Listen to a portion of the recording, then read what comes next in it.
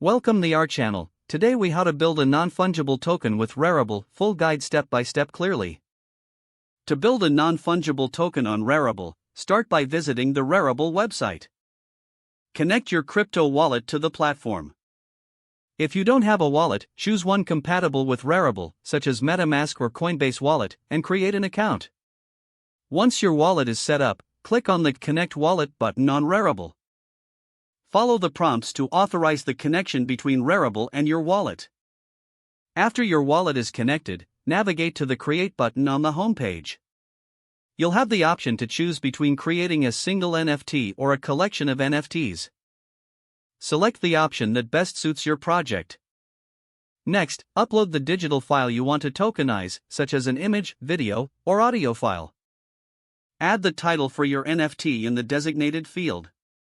Write a description that accurately represents your artwork or digital item. You'll also find a section for customizable attributes, which can include traits or features relevant to your NFT. Set the number of items to mint if you're creating a collection. Decide on the blockchain you want to use for your NFT, with Ethereum and Flow being popular. If you wish, set a selling price or choose to auction your NFT instead. Review the royalty settings, as this allows you to earn a percentage of future sales of your NFT. Once you are satisfied with all of the details, click on the Create button to mint your NFT. You may be prompted to confirm the transaction in your crypto wallet, so ensure you approve it. After waiting for the transaction to process, your NFT will be officially created and visible in your Rarible profile. You can now list your NFT for sale or share it with others within the community. Congratulations, you've successfully built an NFT using Rarible. If the page does not load, refresh the browser or try again in a private or incognito window. Make sure you are using the correct email address, then retype it carefully to avoid small typos. If your password is not accepted, use the reset option and create a new strong password you can remember.